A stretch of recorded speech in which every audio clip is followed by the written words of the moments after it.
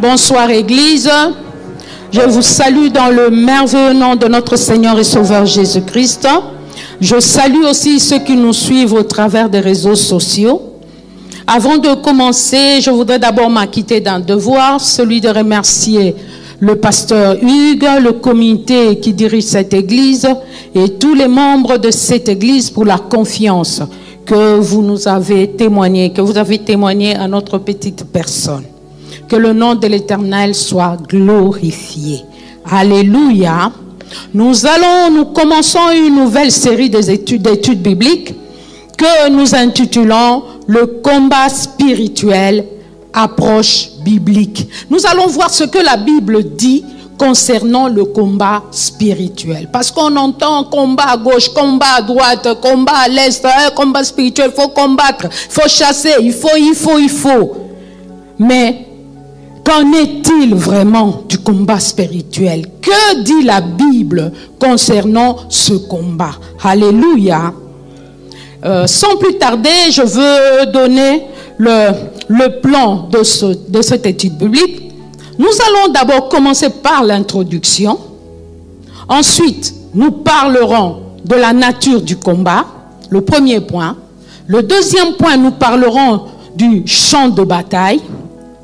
Et le troisième, ça sera les armes défensives. Le quatrième point, ça sera les armes offensives. Et nous allons terminer avec une conclusion. Alléluia. Et sans plus tarder, nous commençons notre étude biblique avec notre introduction.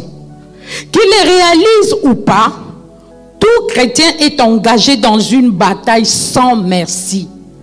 Cela ne dépend pas de ce que tu sois conscient ou non. Mais tout chrétien, il est déjà engagé. Le jour où toi, tu as reçu Jésus comme ton Seigneur et Sauveur personnel, c'est ce jour-là que toi, tu as déclaré la guerre. C'est ce jour-là que toi, tu t'es engagé. Tu t'es engagé dans une bataille sans merci. Cette guerre oppose le royaume de Dieu à celui de Satan.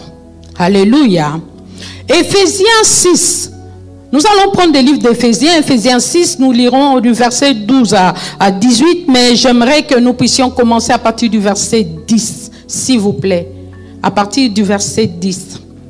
Il est dit ceci, la version Louis II dit ceci: au reste, fortifiez-vous dans le Seigneur et par sa force toute puissante. Verset 11. Revêtez-vous de toutes les armes de Dieu, afin de pouvoir tenir ferme contre les ruses du diable. Car nous n'avons pas à lutter contre la chair et le sang, mais contre les dominations, contre les autorités, contre le prince de ce monde des ténèbres, contre les esprits méchants dans le lieu céleste. C'est pourquoi prenez toutes les armes de Dieu, afin de pouvoir résister dans le mauvais jour et tenir ferme après avoir tout surmonté. Verset 14. Tenez donc ferme. On reprend. Tenez ferme, parce que c'est une bataille. C'est un combat. Ayez à vos reins la vérité pour ceinture.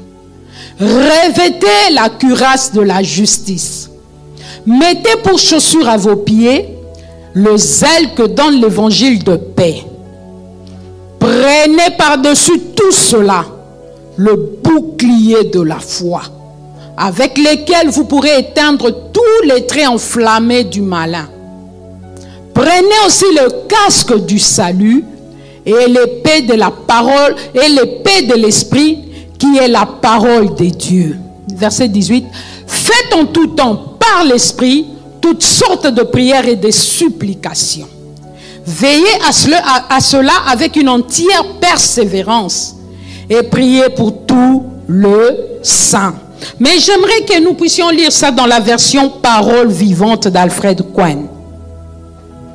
La version Parole vivante nous dit ceci, Éphésiens 6. Éphésiens 6, à partir du verset 10, Alfred Cohen nous dit ceci. D'abord, le titre, c'est l'armure du chrétien. Le verset 10, il commence, il dit, pour conclure. Donc, il avait déjà parlé, mais maintenant, il veut conclure. Il dit, pour conclure, devenez des chrétiens forts. Non par vous-même, mais en puisant vos forces dans les ressources infinies de la puissance du Seigneur. C'est dans la communion avec lui que vous trouverez votre énergie. Couvrez-vous entièrement de l'armure complète que Dieu vous offre, afin de pouvoir tenir ferme contre toutes les ruses de guerre du diable. Car ce n'est pas seulement de notre combat à nous qu'il s'agit. Nous n'avons pas à lutter uniquement contre notre nature terrestre, ni contre des simples ennemis mortels, mais contre les puissances occultes. 1. Contre une organisation spirituelle satanique. 2. Contre les dictateurs invisibles qui, dans le ténèbre, veulent contrôler et régir notre monde. Contre la légion des esprits démoniaques dans les sphères surnaturelles, véritable agent du quartier général du mal. Voilà pourquoi il vous faut endosser toute l'armure divine, afin de pouvoir tenir bon au mauvais jour, de faire usage de tout l'équipement que Dieu vous offre et de faire tout ce qui vous est possible. Si vous voulez repousser les attaques, remporter la victoire sur tous les ennemis et rester maître de la place. Soyez donc prêts au combat, debout et ferme. Que la vérité soit votre ceinture et la droiture devant Dieu et les hommes votre cuirasse. Chaussez-vous du zèle courageux que donne l'évangile pour annoncer la bonne nouvelle du salut et de la paix avec Dieu. Soyez toujours prêts à transmettre cette parole. En toutes circonstances, saisissez-vous de la foi comme d'un bouclier, contre lequel viendront s'écraser toutes les flèches enflammées de l'adversaire. Prenez les casques du salut ainsi que l'épée de l'esprit, c'est-à-dire la parole et les promesses de Dieu. Demeurez en communion avec l'esprit par une prière persévérante, car l'efficacité de ces armes dépend d'une intercession qui ne se relâche point. Restez donc alerte et vigilant, attentif aux occasions favorables, remplis de l'esprit, plaidant avec une insistance infatigable pour tout ce qu'il vous aura mis à cœur. Occupez vos veilles à crier à Dieu, à intercéder pour ses serviteurs. Parole de l'Éternel. Alléluia. Quelle profondeur. Alléluia. Quelle profondeur d'Alfred Cohen. Nous disons que le combat spirituel, c'est quelque chose de réel. Donc, tout chrétien est engagé dans cette bataille. Que tu le veuilles ou non, que tu le saches ou non, tu es déjà dans ce combat, tu es déjà engagé. L'Église est donc une armée engagée dans un combat de grande envergure. Le combat ici, le combat spirituel, ce n'est pas un petit combat. Mais c'est un combat de grande envergure et de portée aussi universelle. Ce n'est pas un petit combat seulement, je chasse les démons, je te chasse toi, non, je te déloge. Non, c'est pas ça. C'est un combat de grande envergure. Mais gloire à Dieu, parce que la réalité de ce combat ne fait l'objet d'aucun doute. Alléluia. Non seulement cette réalité ne fait l'objet d'aucun doute. Jésus a dit que nous sommes plus que vainqueurs. Alléluia. Donc, personne n'est neutre. On est obligatoirement dans un camp contre l'autre. Ne dis pas, il ne faut pas se dire, ah non, moi je suis neutre, moi ces histoires-là des combats spirituels, moi je viens seulement à l'église, moi j'ai reçu Jésus, je viens seulement, je prie et puis après je rentre. Moi je ne chasse pas les démons, moi ces histoires-là. Non, dans ce combat-là, il n'y a pas de neutre. On est obligatoirement dans un camp contre l'autre. Donc si tu es neutre, laisse-moi te dire que tu n'es pas dans le camp de Dieu. Alléluia. Alléluia. Donc il y a combat certes, mais il nous a fait connaître la véritable pensée de Dieu. C'est Paul qui nous fait connaître la véritable pensée de Dieu sur ce combat. Dans Matthieu 16, 18, Jésus dit ceci à Pierre. Matthieu 16, 18. Il dit, si on peut remonter à 17, excusez-moi. Si on peut remonter à 17 pour comprendre. Jésus prenant la parole. Ici, Jésus était en train de poser la question à ses disciples. Il dit, qu'est-ce que les gens disent de moi? Alors les disciples répondaient, ils disent, les uns disent que tu es Élie, les autres Jean-Baptiste, les autres l'un des prophètes. Jésus a dit, tout ça c'est bien. Mais vous qui êtes avec moi, vous qui marchez avec moi, qui dites-vous que moi je suis? Alors, Pierre a repris la parole, il a dit, tu es le Christ, le Fils du Dieu vivant. Alors, au verset 17, maintenant, Jésus reprenant la parole, lui dit, tu es heureux, Simon, fils de Jonas, car ce ne sont pas la chair et le sang qui t'ont révélé cela, mais c'est mon Père qui est dans les cieux. Verset 18, Jésus continue. Il dit, et moi, Jésus, je te dis, toi, Pierre, tu es Pierre, toi, Simon Pierre, et que sur cette pierre, je bâtirai mon église. Et que les portes du séjour des morts ne prévaudront point contre elle. Jésus n'a pas bâti son église sur la personne de Simon Pierre. Il dit, toi Pierre, toi tu es Pierre. Tu es heureux parce que tu as eu cette révélation. Voilà pourquoi moi je te dis que toi Pierre, tu es Pierre. Mais sur la personne de Jésus-Christ, sur le roc, sur cette pierre angulaire de prix, moi, que toi, tu viens d'avoir la révélation, moi, je bâtirai mon église.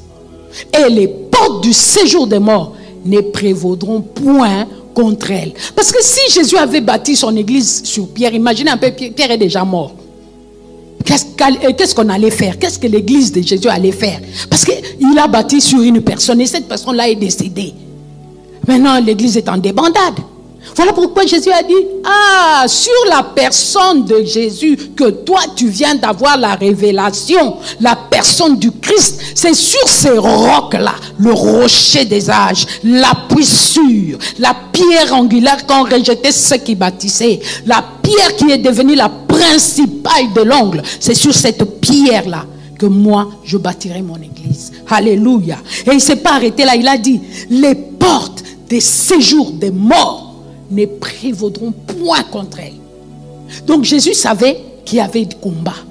Voilà pourquoi le combat commençait déjà en Éden là-bas.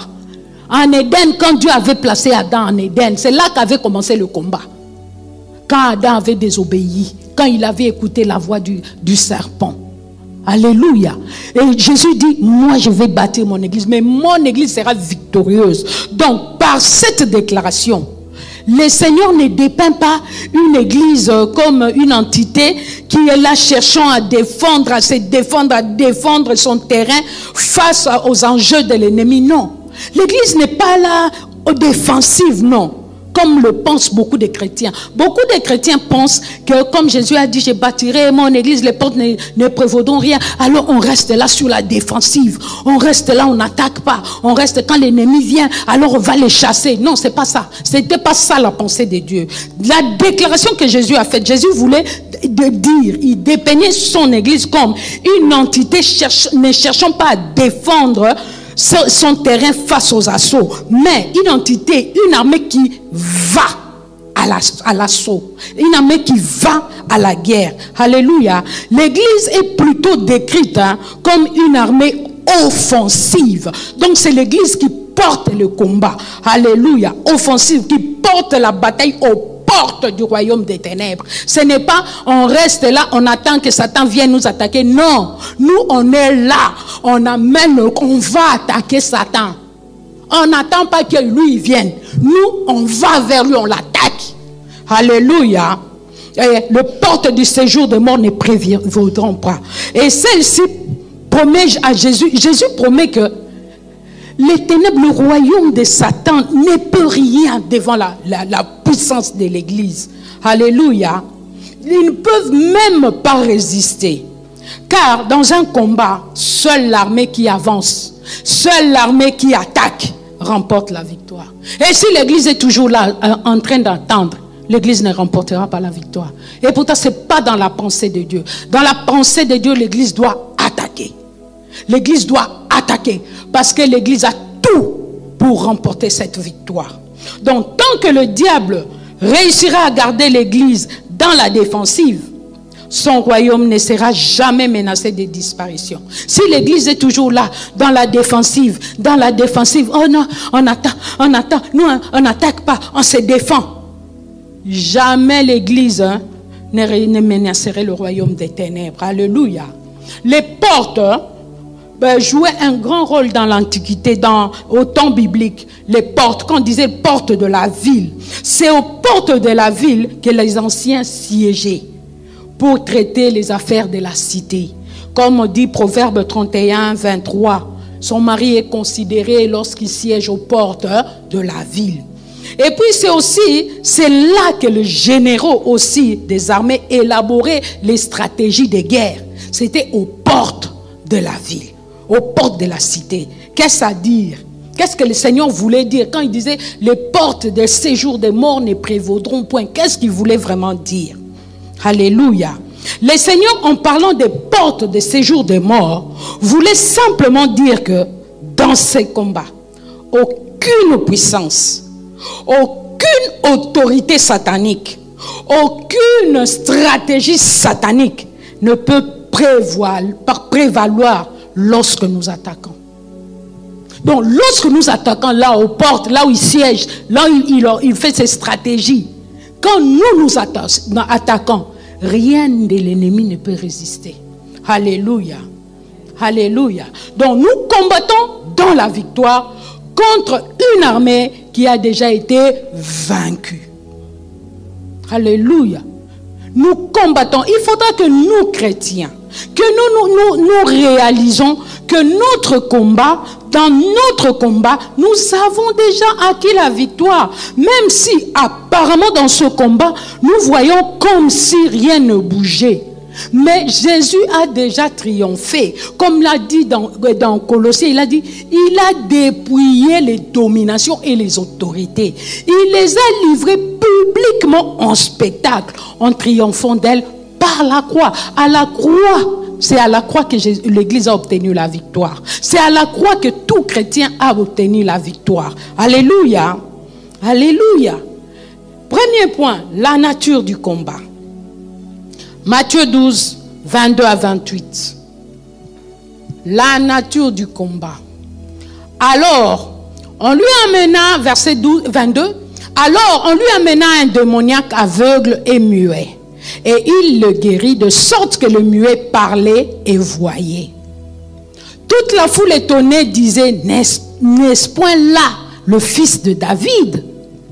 Les pharisiens ayant entendu cela, dirent, cet homme ne chasse les démons que par Belzébul, prince des démons.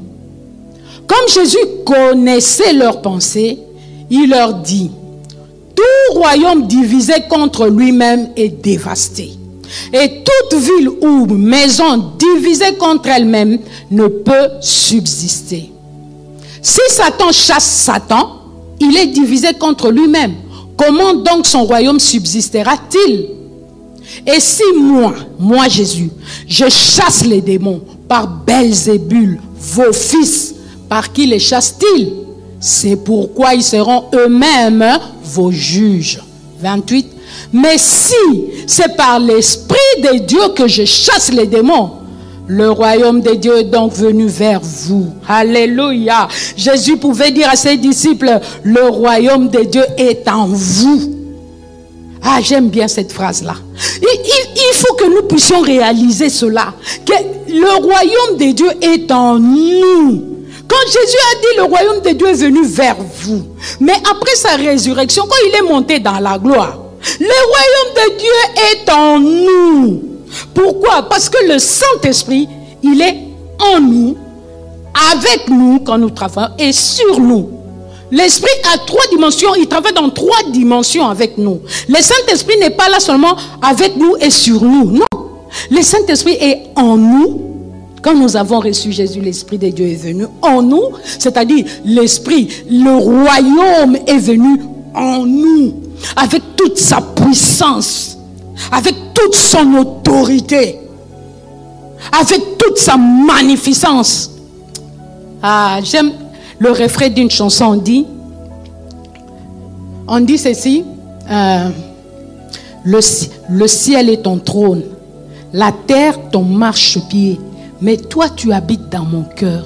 Quel privilège! Imaginez un peu un Dieu qui fait du ciel son trône, qui fait de la terre son marchepied, mais qui choisit d'habiter en toi. Quel privilège!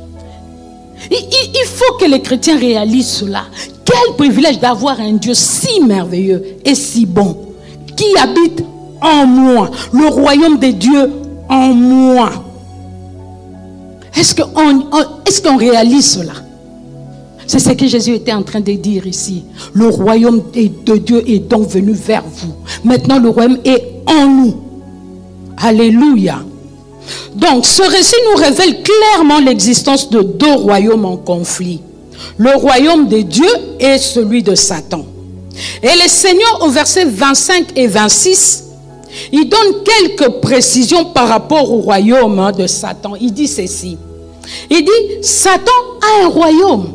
Au verset 25 et 26, Jésus dit, tout royaume divisé contre lui-même est dévasté, toute ville, tout ça. Si Satan combat contre lui-même, donc son royaume est divisé. Donc Jésus confirme que Satan a un royaume dans ce passage. Donc il dit premièrement, Satan a un royaume. C'est le Seigneur qui le dit. Ce n'est pas Pierre, ce n'est pas Paul, c'est lui-même Jésus. Deuxièmement, le royaume de Satan, c'est-à-dire son royaume, est bien organisé. Détrompez-vous chrétiens. Le royaume de Satan est bien organisé et hautement hiérarchisé et uni. Satan n'est pas divisé contre lui-même. Là-bas, on obéit. On écoute les instructions et puis on obéit, on ne discute pas. Les démons ne discutent pas avec leur maître. Il n'y a que les chrétiens qui discutent. Est-ce que Dieu a-t-il vraiment dit? Est-ce que si je fais ça, ça va faire quoi? Alléluia. Et troisièmement, son royaume subsiste encore aujourd'hui. Le royaume de Satan est bien organisé, hautement hiérarchisé et uni. Alors pourquoi nous vivons dans la division? Pourquoi nous vivons dans les querelles? Si Satan, lui, n'est pas divisé, mais pourquoi nous, enfants de Dieu, nous vivons dans les divisions, nous vivons dans les querelles? Et pourtant Jésus a dit, tout royaume divisé contre lui-même est dévasté. Nous sommes là en train de dévaster le corps de Christ, dévaster l'église de Jésus-Christ. Voilà pourquoi l'église n'arrive pas à emporter les victoires, bien que l'église est déjà victorieuse. Mais l'église n'arrive pas à entrer en possession de cette victoire qui lui a été acquise à la croix. À cause des divisions, des petites choses là, tel a dit, tel a parlé, c'était derrière moi, tel a fait ceci, tel a fait cela. Alléluia. Par la guérison de l'aveugle né, Jésus démontre la supériorité du royaume de Dieu sur celui de Satan. Cette guérison est aussi le témoignage de la présence de Dieu, la présence du royaume de Dieu parmi les hommes. Si Satan agit, Dieu agit aussi. Alléluia. Il était né aveugle, muet. Mais Jésus, quand Jésus a prié, l'aveugle a retrouvé la vue et puis il voyait et il parlait. Il était muet et aveugle. Mais le royaume de Dieu avait la suprématie, la domination sur le royaume des ténèbres. Donc Jésus là a montré qu'il y avait deux royaumes. Mais le royaume qui avait plus d'avantages, c'était le royaume des dieux. Alléluia. Dans Daniel 10, nous lirons Daniel 10 à partir du verset 10 au verset 13. Nous lirons. Et voici, nous connaissons l'histoire de Daniel. Daniel avait lu dans les livres que 70 ans devaient se passer pour que sa patrie soit libérée. Tout ça, ils étaient en captivité. Et quand il est entré dans la prière, il est entré en prière, c'est alors que nous lisons ici. Et voici, il me toucha et secoua mes genoux et mes mains. C'est pendant qu'il était là dans son temps de prière. Puis il me dit, Daniel, homme bien-aimé, sois attentif aux paroles que je vais te dire et tiens-toi debout à la place où tu es. Car je suis venu maintenant envoyé vers toi. Lorsqu'il m'eut ainsi parlé, je me tins debout en tremblant. Verset 12. Il me dit, Daniel, ne crains rien, car dès le premier jour où tu as eu à cœur de comprendre et de t'humilier devant ton Dieu, tes paroles ont été entendues. Et c'est à cause de tes paroles que je viens. Verset 13. Le chef du royaume des Perses m'a résisté 21 jours. Mais voici Michaël, l'un des principaux chefs, est venu à mon secours. Et je suis demeuré là auprès du roi de Perse. Alléluia. Alors on peut se demander, bon, qu'est-ce que ces versets a à voir avec le combat spirituel? Mais ces versets nous parlent justement du combat spirituel. Alléluia. Daniel nous donne d'autres précisions quant à la nature de ce combat. Daniel, après avoir appris par le livre de Jérémie, qui devait se passer 70 ans ou 70 ans de captivité, 70 ans, alors il voulait maintenant prier pour l'accomplissement de la parole prophétique, parce que le temps était déjà passé, les 70 ans étaient déjà passés. Alors Daniel a eu à cœur de prier maintenant pour la liberté, la libération de son peuple, parce que le temps que la prophétie, la parole prophétique avait donné, s'était déjà écoulé. Alléluia. Il jeûna 21 jours. Alors un ange lui apparut avec la réponse. 21 jours après. Il est à noter que dès le premier jour où il avait résolu dans son cœur de chercher la face de Dieu, sa parole était écoutée. Sa parole était déjà entendue. L'ange était déjà envoyé avec la réponse. Mais il a fallu 21 jours pour que Daniel puisse avoir la réponse. Pourquoi? L'ange n'est arrivé qu'après 21 jours. Parce que retenu dans le ciel par celui que la Bible a appelé le chef du royaume des Perses. Donc Dieu a libéré la réponse. L'ange est parti, parce que c'est Dieu qui envoie les anges. Nous n'envoyons pas les anges. Dieu a libéré la réponse. L'ange est parti, mais l'ange ne pouvait pas arriver jusqu'à Daniel. Pourquoi? Il y avait un blocage, il y avait une puissance occulte qui a freiné l'ange. Alléluia. Ici, on appelle le chef du royaume des Perses. Donc, historiquement, Israël était à l'époque sous la domination politique perse. À l'époque où on a écrit ces choses, où Daniel a eu cette vision, a eu cette réponse. Israël, politiquement, était sous la domination perse. Ainsi donc, à côté du monarque politique, il y avait aussi un autre prince invisible qui ne voulait pas que les desseins de Dieu s'accomplissent pour son peuple. Ce n'est pas le roi là qui gouvernait, qui a résisté là-bas. Mais c'était l'esprit du royaume qui a résisté à l'ange pour que la réponse ne soit pas, n'arrive pas jusqu'à Daniel. Donc un enseignement se dégage de ce passage. Sur chaque entité administrative, il y a toujours un gouvernement satanique invisible. La preuve, pourquoi on marche? Pourquoi dans nos pays ici, on fait des marches, il y a des décisions, quand ils tombent comme ça, on se demande, mais est-ce que ces gens vraiment, ils ont réfléchi pour pouvoir décider de telle ou de telle manière? Pourquoi? Parce qu'il y a une puissance dans l'invisible qu'il est en train d'administrer. Voilà pourquoi l'Église ne doit pas être distraite. Voilà pourquoi l'Église ne doit pas être dans la distraction. On a dit, on a fait, oh j'ai entendu. Non, l'Église doit être là, alerte, debout, tenir ferme. Alléluia. Comme dit la parole. Alléluia. Donc n'oublions pas que c'est le spirituel qui commande le matériel, ou c'est l'invisible qui commande le visible. Ce sont des principes spirituels. Dieu, nous ne le voyons pas, il est invisible, mais il commande. C'est l'invisible qui commande le visible. Satan, nous ne le voyons pas, les démons, nous ne les voyons pas, mais ils agissent. Alléluia. Alléluia. Donc, dans ce récit de Daniel, le combat était centré autour des intérêts du peuple de Dieu. Donc, il en est de même aujourd'hui. Partout où il y a des desseins de Dieu, où les desseins de Dieu devaient se réaliser pour son peuple, il y a combat. N'est-ce pas? Il y a combat partout. Il y a un combat sans merci entre le royaume de Dieu et celui des ténèbres.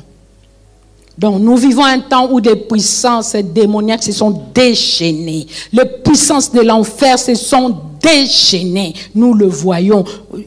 Nous vivons à cette époque-là où les disciples avaient écrit « Dans les derniers temps, dit Dieu, dans les derniers temps, les hommes deviendront fanfarons, aimant les plaisirs plus que Dieu, aimant l'argent, aimant ceci, et insensibles. » Nous sommes en train de vivre ces temps-là. Nous sommes en train de vivre ces temps-là. Deux fois, on est là, on se pose la question, mais est-ce que ce qu'on prêche là, est-ce que ça entre vraiment ou ça n'entre pas? Et des fois, ce sont même les chrétiens qui font des scandales. Ce sont des chrétiens qui vont à l'église chaque dimanche. Des fois, ils prient même en langue. Des fois même, ils chantent, je ne sais pas moi, ils sont dans des ministères, soi-disant puissants, des ministères connus, reconnus. Alléluia. Pourquoi? Parce que nous vivons dans un temps où les puissances de l'enfer se sont déchaînées contre l'Église. Voilà pourquoi nous devons faire attention. Mais une chose est certaine, les forces des ténèbres ne peuvent pas tenir face aux armes de guerre avec lesquelles nous combattons. Ça ne peut pas tenir. La Bible déclare que la lumière a de l'avantage sur les ténèbres. Ecclésiaste 3, 13. La lumière, voilà pourquoi nous devons être des enfants des lumières. Parce que quand la lumière arrive, les ténèbres disparaissent. Les ténèbres, la lumière ne chasse même pas les ténèbres. Il suffit seulement d'allumer pour que les ténèbres disparaissent. La lumière n'a pas dit ténèbres, allez dehors, allez, va dehors. Non, la lumière n'a pas dit ténèbres, va dehors au nom de Jésus. Il suffit seulement que la lumière arrive pour que les ténèbres reculent. Les ténèbres ont reculé devant l'œuvre de la croix. Parce que c'était la lumière du monde qui était montée à la croix. Voilà pourquoi les ténèbres ne pouvaient même pas résister. Alléluia. Alléluia. La lumière a de l'avantage sur les ténèbres. Retenons cela, nous sommes la lumière du monde. C'est Jésus qui l'a dit. Il a dit, vous êtes le sel de la terre. Vous êtes la lumière du monde. Une ville située sur une montagne ne peut être cachée. Alors pourquoi nous nous cachons? Lui, il a dit, nous sommes la lumière. C'est-à-dire, nous sommes une ville qui est située sur la montagne. Donc, nous ne pouvons pas être cachés. Ce n'est pas à nous de dire, ah, toi, tu ne sais pas que moi, je suis chrétien. Ah, moi, je suis chrétien. Non, ce n'est pas à nous. Mais c'est notre témoignage, notre façon d'être qui témoigne que réellement nous sommes enfants de lumière. Alléluia. Donc, ça ne peut même pas être caché. C'est comme une ville qui est située sur une montagne qui ne peut être cachée. Alléluia. Le deuxième point, le champ de bataille. Champ de bataille. 2 Corinthiens 10, versets 3 à 15. Le premier point, c'était la nature du combat. Maintenant, le deuxième point, c'est le champ de bataille.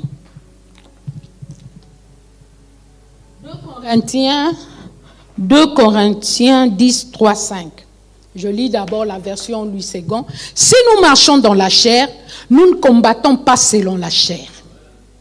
Car les armes avec lesquelles nous combattons ne sont pas charnelles, mais elles sont puissantes par la vertu de Dieu pour renverser des forteresses.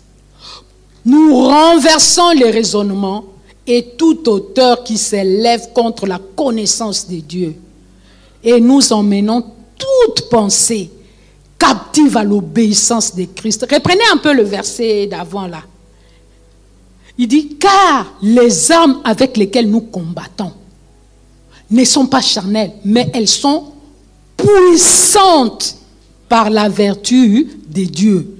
Et ces armes-là sont là pour renverser les forteresses. Donc n'importe quelle forteresse doit être renversée avec les armes auxquelles nous combattons. Verset 5. Nous renversons aussi les raisonnements et toute hauteur qui s'élève contre la connaissance de Dieu. Et nous emmenons, nous ne nous arrêtons pas là avec nos armes. Nous emmenons captive à l'obéissance de Christ. Toute pensée captive à l'obéissance de Christ. Amen. Hein? La version Parole vivante dit ceci. 2 Corinthiens 10, il dit ceci. Le verset 3, il dit, je voudrais, non, ça c'est 11. 10, le verset 3, il dit ceci. 2. Non, ça c'est 1 Corinthien, excusez-moi, je suis dans 1 Corinthien, au lieu de 2 Corinthiens, voilà. 2 Corinthiens 3, le verset 3 à 5 dit ceci. 10 plutôt. 2 Corinthiens 10, verset 3 à 5 nous dit ceci. Sans doute, nous sommes sur la terre. C'est vrai, non? Nous sommes sur la terre. Nos vies ressemblent à celles de tous les hommes. Ça, c'est vrai. Mais nous ne luttons pas à la manière du monde. Et notre combat est différent du leur. Nos armes de guerre ne sont pas simplement humaines. Elles tiennent leur puissance de Dieu. Il le rend capable de détruire les bastions dans lesquels les hommes se barricadent contre lui. Oui, nous renversons les raisonnements et les arguments sophistiqués qui se dressent prétentieusement en rempart contre la véritable connaissance de Dieu.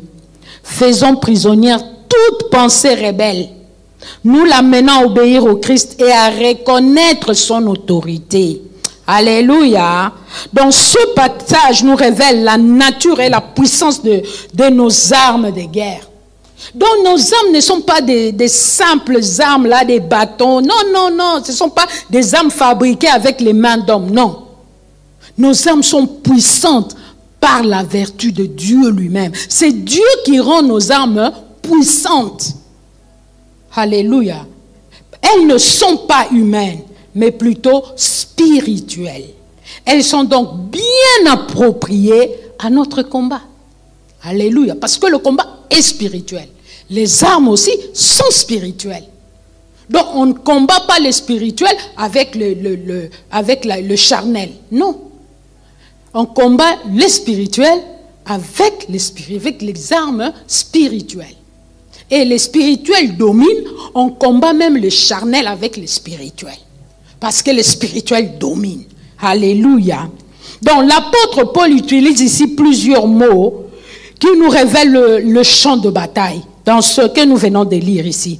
Il emploie le mot suivant selon différentes traductions. Il emploie le mot imagination, spéculation, raisonnement, argument, connaissance, pensée. Donc chacun de ces mots se réfère à un seul domaine, la pensée. D'où le champ de bataille se trouve donc au niveau de la pensée de l'homme. Alléluia. Donc n'oubliez pas que celui qui contrôle la pensée contrôle l'homme tout entier. Voilà pourquoi, jeunes filles, ne cherchez pas à ce que les jeunes garçons contrôlent votre pensée. Il va vous contrôler. Tout l'être, il va vous contrôler. Quand quelqu'un contrôle la pensée de quelqu'un, il le contrôle. Donc il peut jouer avec, il peut faire de lui tout ce qu'il veut. Comme un jouet là. Il peut te téléguider, même à distance, parce qu'il contrôle ta pensée. C'est la Bible qui le dit, c'est pas moi. La Bible dit, hein, c'est lui qui contrôle la pensée. La pensée, il est tel que sont les pensées de son cœur, n'est-ce pas? C'est la pensée. On peut connaître, par exemple, Gloria, elle est comment? On regarde seulement comment elle réagit, comment elle pense. Ah, on sait comment Gloria est. La Bible dit, on est tel que sont les pensées de nos cœurs.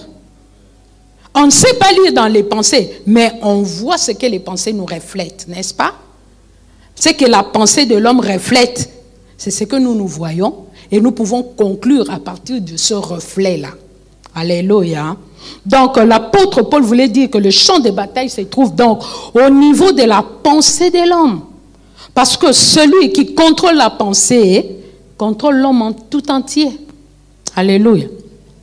Donc Satan se bat pour contrôler la pensée des hommes. Donc la grande bataille de Satan, c'est pour contrôler notre pensée. Voilà pourquoi le péché commence d'abord là, dans les pensées. Dans les pensées, il a dit à Ève, est-ce que Dieu a-t-il réellement dit? Dieu a-t-il réellement dit? Il a voulu troubler les pensées d'Ève. Alors Ève a réfléchi. Bon, est-ce que Dieu avait réellement dit? Bon, Dieu avait dit seulement qu'on ne mange pas ça, hein? Tu vois comment il a troublé ses pensées? Dieu a-t-il réellement... Il a semé déjà le doute dans la pensée. Donc, Satan se bat pour contrôler la pensée des hommes. Donc, il utilise pour cela toutes sortes de manœuvres telles que la manipulation. Satan, c'est un grand manipulateur. L'intimidation. Il utilise la domination. L'impressionnisme.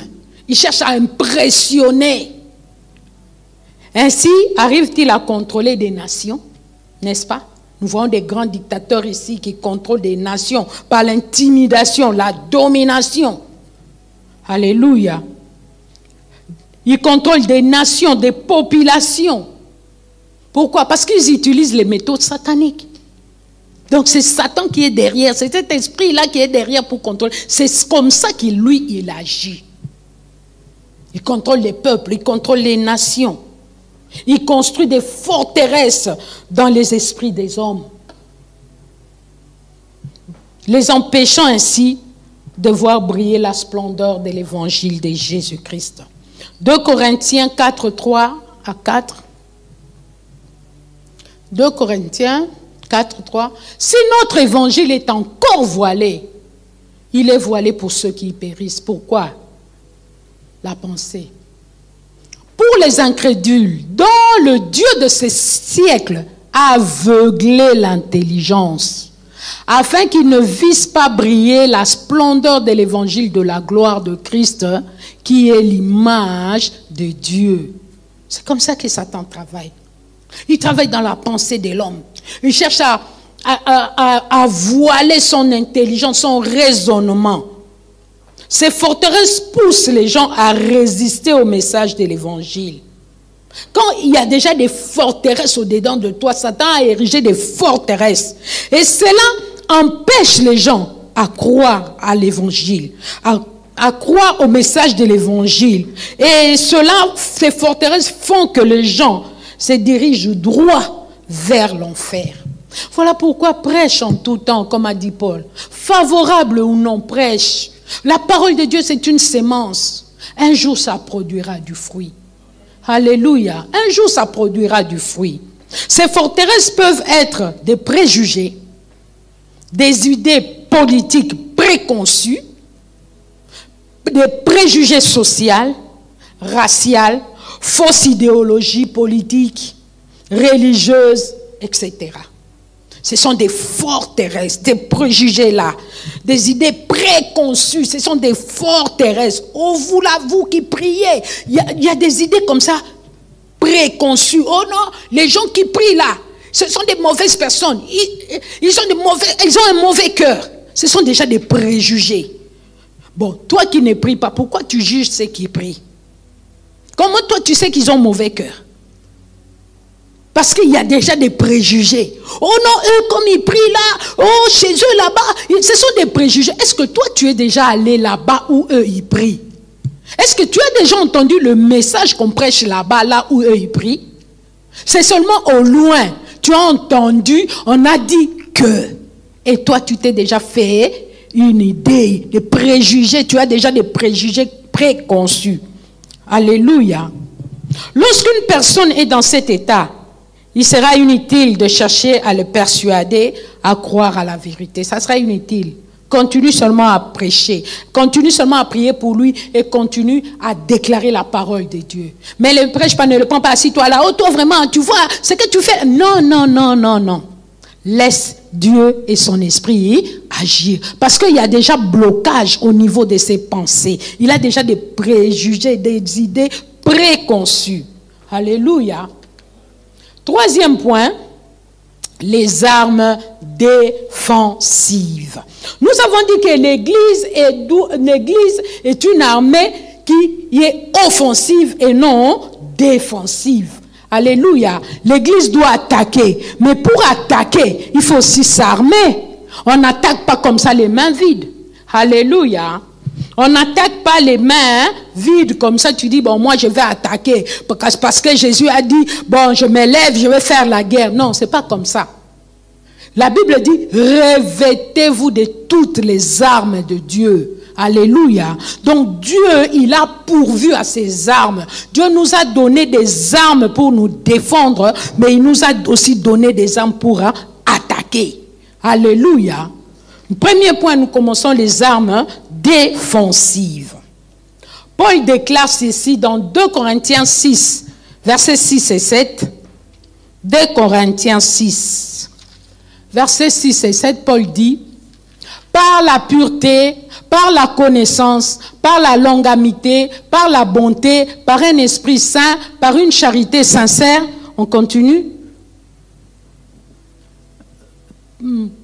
Par la parole de vérité, par la puissance de Dieu, par les armes offensives et défensives de la justice. Donc, il y a des armes offensives, il y a aussi des armes défensives. J'aimerais lire dans ma version préférée, 2 Corinthiens 6, le verset 6 et 7 nous dit ceci dans Parole vivante. Nous cherchons à recommander notre ministère par une vie pure. La pureté te protégera. Par une connaissance spirituelle de la vérité. Par notre attente patiente de l'heure de Dieu. Par la bonté, l'amabilité, par l'esprit de sainteté et une action inspirée par le Saint-Esprit. Par un amour sans feinte ni affectation. Par la proclamation de la parole de vérité, par la manifestation de la puissance de Dieu, nous combattons avec les armes offensives et défensives de sa justice. Vous voyez, il a commencé par une vie pure, connaissance spirituelle de la vérité, attendre patiemment l'heure de Dieu, tout ça. Il a commencé d'abord, dans les choses spirituelles, on ne se précipite pas. On ne se précipite pas, oh non, moi je dois seulement prêcher. Est-ce qu'on ne voit pas que moi je suis appelé à la parole? Est-ce qu'on ne voit pas, moi je dois prêcher? C'est comme l'histoire qu'on nous a racontée dimanche là. Dimanche, c'est dimanche à l'église. Pourquoi? Quand on se précipite dans les choses de Dieu, quand on n'attend pas l'heure de Dieu, on coule. Alléluia. C'était juste une parenthèse. Alléluia. Donc, nous combattons avec les armes offensives et défensives de sa justice.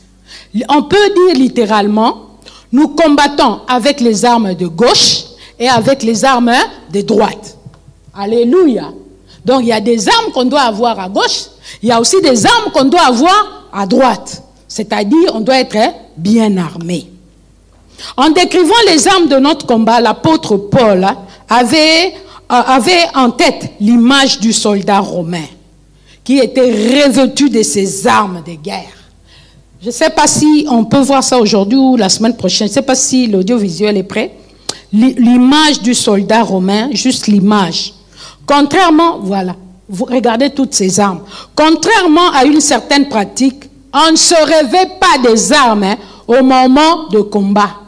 Ou bien on les a, ou on ne les a pas. Alléluia. Donc le soldat romain avait toutes ses armes, du matin au soir. Ce n'est pas quand il y avait guerre que lui, il enfilait son armure. Non. On ne se revêt pas de ses armes au moment du combat, au moment de combattre. Ces armes, on les a ou on ne les a pas.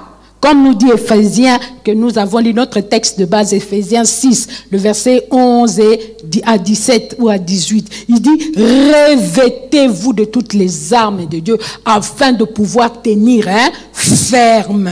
Donc il faut avoir ces armes. Alléluia. Vous voyez, il y a là le casque. Il y a la cuirasse. Il avait la ceinture. Il avait l'épée, le bouclier et les sandales. C'est lourd, hein? C'est lourd à porter, hein? En métal, hein? La cuirasse, c'est en métal, hein? Le bouclier, c'est en métal, hein? L'épée. Ah, il fallait être garçon, hein? Comme dit nos frères de l'autre côté. Il fallait être garçon pour porter ses armes, n'est-ce pas? Alors, Dieu aussi cherche des hommes et des femmes faits dans les seigneurs. Amen, hein? Il fallait être vraiment quelqu'un pour porter, garçon pour porter ça. Alléluia. Donc, la première arme, comme nous le décrit Éphésiens 6, le verset 11 à 17, première arme, la ceinture des vérités. Les vérités bibliques, la ceinture. Vous voyez un peu la ceinture? Mais à quoi servait cette ceinture? On a dit d'abord la ceinture. Même Jésus avait dit à Pierre, il fallait qu'il puisse d'abord ceindre, c'est-à-dire mettre d'abord sa ceinture. Et quand le peuple de Dieu devait quitter l'Égypte pour aller en Canaan, quand Moïse devait libérer ce peuple, Dieu avait dit que vous allez manger la Pâque, mais avec des vêtements sains, avec la ceinture autour des reins. Donc vous n'allez pas manger la Pâque seulement comme ça, manger. Non. Pour manger la Pâque, il fallait avoir la ceinture. Et que représente la ceinture? La première arme du soldat romain était la ceinture dont il s'est saigné le rein. Sans ceinture, tous les dessous tombaient. On ne peut combattre ainsi. Donc la ceinture soutient tout. La vérité. La ceinture, cette ceinture est comparée à la vérité. La vérité dans la terminologie de Paul, et dans ce contexte ici du soldat romain, c'est référé à la parole de Dieu appliquée à notre vie de tous les jours. Souvent, les chrétiens d'aujourd'hui ont des demi-vérités.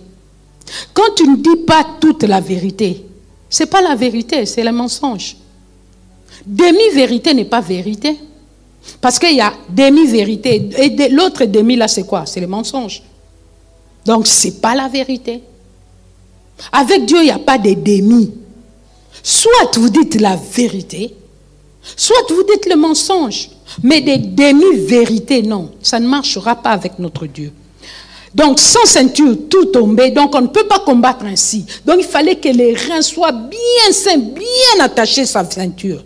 Donc, cette ceinture est comparée à la vérité. La vérité, dans ce que Paul dit ici, dans Éphésiens, dans cette terminologie ici, et dans ce contexte ici, se réfère à la parole de Dieu qui est appliquée à notre vie de tous les jours. Alléluia. Avoir la ceinture de vérité signifie vivre dans l'honnêteté. Devant Dieu et devant aussi les hommes.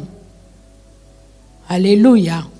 Être véridique dans son témoignage. Comme a dit Jésus, que ton oui soit oui. que ton nom soit non. Tout ce qu'on ajoute vient du malin. Avoir un comportement digne de Christ, être franc, mettre la parole de Dieu en pratique. Ouais, c'est une arme. Oui, c'est l'arme. La première. Oui, la vérité. Si tu veux entrer dans ce combat, tu dois d'abord être quelqu'un qui a la vérité en lui. Pas des demi-vérités, des demi-mensonges. En tant que soldats de Jésus, nous devons vivre loin de tout mensonge. Le diable est appelé père du mensonge. Jésus a dit, le diable vient, il vient, le prince de ce monde, il vient. Il n'y a rien de lui en moi. Mais aujourd'hui, si là, Dieu disait qu'il allait nous checker, si on veut voir vraiment, le diable, il vient, est-ce qu'il ne va rien trouver de lui en toi?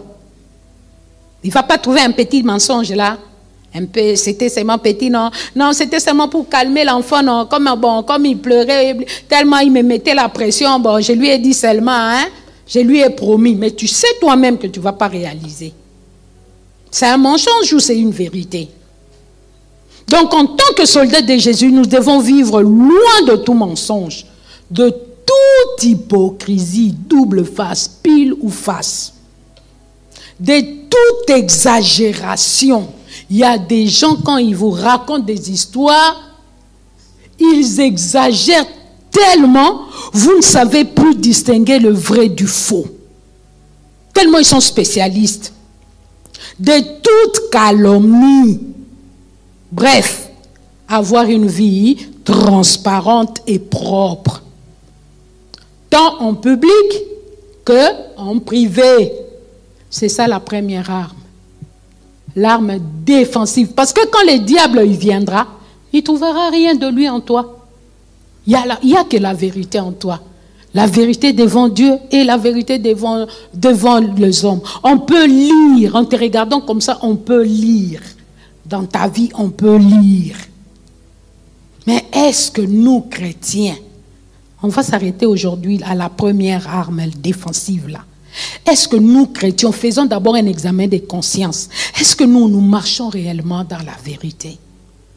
Quand nous parlons, ce ne sont pas... Oh, j'ai entendu, surtout concernant la politique.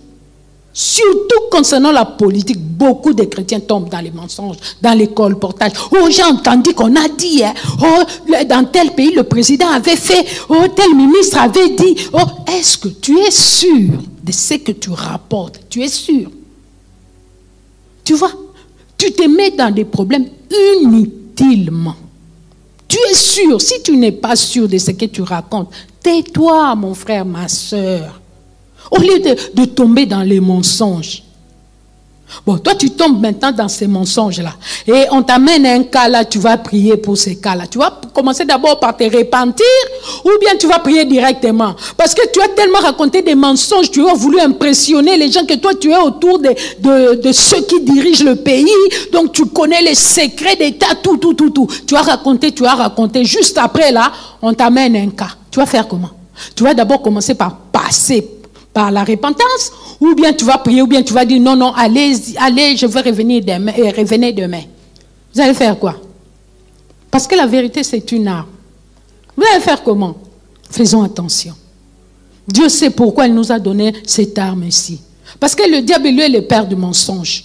Lui, il ne supporte pas la vérité. Donc, quand nous vivons dans la vérité, lui, il ne peut pas nous supporter. Il ne peut pas. En lui, il ne se trouve pas de vérité. Jésus l'a dit, il est le père de mensonges. Il a menti dès le commencement. Il a commencé par mentir à Ève. Dès le commencement. Et là, dès le commencement, il s'est rébellé. Et il a emporté un tiers des anges. Pourquoi? Parce qu'il voulait être comme Dieu. Donc, il n'y a pas d'honnêteté en lui. Il n'y a pas de sincérité en lui. Lui, il veut être comme Dieu l'avait créé parfait, d'une beauté extraordinaire. Il a mené la louange devant Dieu. Il a mené l'adoration devant Dieu. Il a mené quoi? La lumière. Mais non, il a dit que il a vu que c'était insuffisant. Il fallait qu'il soit égal à Dieu. Il a dit, je monterai. je m'assierai, je serai semblable au Très-Haut. Et Dieu l'a précipité. Et il est tombé. Et Dieu a dit, malheur à vous, les habitants de la terre. Car le diable est descendu avec une grande colère. Et Dieu, voilà pourquoi Dieu nous a donné des armes. La vérité, est-ce que c'est si difficile de dire la vérité? C'est si difficile de marcher dans la vérité. C'est si difficile que ça. Alléluia. Pour aujourd'hui, je crois, on va s'arrêter à la vérité. Je vais vous laisser le temps de poser des questions. Et la semaine prochaine, nous allons continuer avec les autres armes. Nous allons continuer, nous allons voir la cuirasse de la justice. Nous allons voir les ailes de l'évangile. Nous allons voir l'épée. Nous allons voir le bouclier, le casque. Les casques cachaient même les oreilles pour ne pas écouter ce qui était dit. Mais nous exposons nos oreilles quand quelqu'un parle même dans le bus. Tu es là, tu changes même de position pour écouter ce qu'il est en train de dire. Alléluia. Même à l'église, quand deux personnes causent, tu fais semblant de passer par là parce que tu veux seulement savoir, ils sont en train de dire quoi. Garde tes oreilles. Ça va te préserver de beaucoup de choses. Alléluia. Je vous cède la parole. Que Dieu bénisse quelqu'un.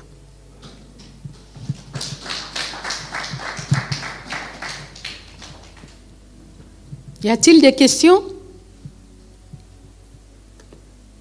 Vous n'avez pas de questions? Vous voulez que nous continuions avec la cuirasse?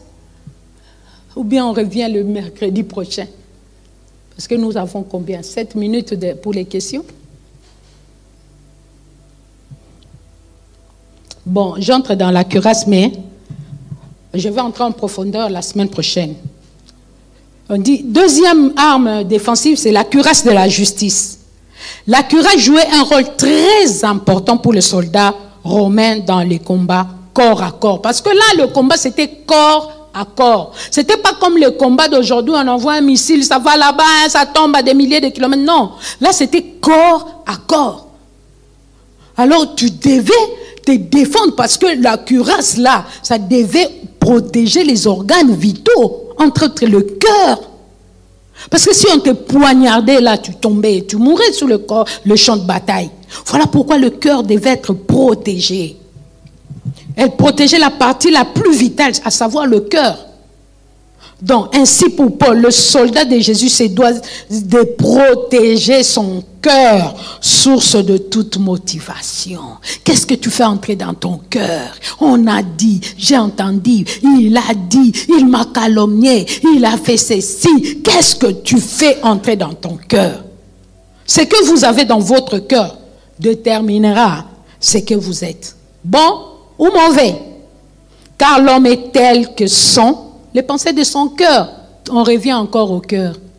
Et ici, la cuirasse devait protéger le cœur. Tout ça en métal, ça protégeait le cœur. Même si l'épée venait, ça résistait pour que le poing ne puisse pas pénétrer dans le cœur, pour que le soldat puisse mourir. Mais nous exposons notre cœur. La Bible dit, garde ton cœur plus que toute autre chose, car de lui vient la source de la vie. Mais nous exposons nos cœurs. Nos cœurs veulent tout entendre, tout connaître, comprendre. Elle fait quoi dans la vie? Lui là, il fait quoi? Est-ce qu'il a des papiers? Non, on lui a donné l'ordre de quitter. Pitié, bon, on va prier pour lui. Ce sont des calomnies spirituelles. Donc tu voulais seulement informer à ton frère que l'autre là n'a pas de papiers. Mais pour bien informer, il faut que ça soit dans les cadres spirituels. Oh, lui là, il a l'autre, tu as entendu. On a donné, tu n'as pas entendu. On a donné à maman Babi l'ordre de quitter. Toi, tu n'as pas entendu. Prions seulement pour elle. Prions que Dieu lui fasse vraiment grâce. Vraiment la pauvre. Est-ce que tu vas aussi prier pour moi? Non. Non, c'était des calomnies spirituelles. Tu voulais faire passer l'information. Et l'information est bien passée. Parce que les oreilles où l'information est tombée, Si le cœur là n'est pas bien disposé, n'est pas pur, ces oreilles là vont amener l'information au cœur. Le cœur là va amener l'information à la bouche. Et la bouche là va amener l'information aux autres oreilles. Et ainsi de suite, ça sera un cycle. Faisons attention. Nous sommes appelés à gagner. Jésus a dit, je bâtirai mon église et les portes des séjours de mort ne prévaudront point contre elle. Voilà pourquoi le diable est en train de nous distraire avec des petites choses pour que nous puissions reculer, pour que nous puissions rester là où nous sommes, pour ne pas aller à l'offensive. Et pourtant, Jésus, en bâtissant son église, Jésus a appelé l'église à aller à l'offensive. À entrer dans les camps de l'ennemi, à faire des dégâts, à détruire les forteresses, à détruire les raisonnements, à libérer les captifs, à rendre libres les opprimés. Alléluia. Toi et moi, nous en avons la puissance, Dieu nous l'a donnée. On a la puissance. Le problème des chrétiens, nous ne sommes pas conscients de ce que nous sommes. Nous ne sommes pas conscients de ce que Dieu nous a donné. Parce que si nous étions conscients, on allait prier même pour les fous. Oui. Parce que nous ne sommes pas conscients qu'il y a un fou qui entre. Hey, les gens ont peur. Tu as peur de quoi? De l'esprit là qui est en lui? Tu as peur de quoi? En réalité, tu as peur de ces démons-là qui les dirigent. Mais toi, tu as la puissance de Dieu en toi. Le royaume de Dieu est en toi. Jésus a dit, le royaume est en vous. Imagine un peu, tu as le royaume en toi, mais tu fuis les démons. Pas Satan, mais les démons. T'es les sorciers. Tu ne l'approches plus. Oh, approche-le. Parle-lui de Jésus. La sorcellerie, c'est un esprit. Lui, il est tombé sur ça. Peut-être toi aussi, tu pouvais tomber sur ça hein, et céder aussi. Tu ne sais pas comment il est entré là. Ce n'est qu'un esprit. Tu peux le chasser et ça peut partir. Bien sûr, avec le consentement de la personne. Parce que la sorcellerie, il faut que la personne qui est sorcière consente.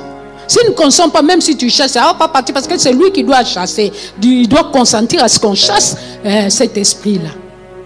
Si toi, tu n'es pas sorcier, gloire à Dieu. Mais ne te moque pas de lui qui est tombé. Parce que le diable a été victime de l'ennemi. Alléluia. Nous sommes arrivés à la fin, nous baissons nos têtes.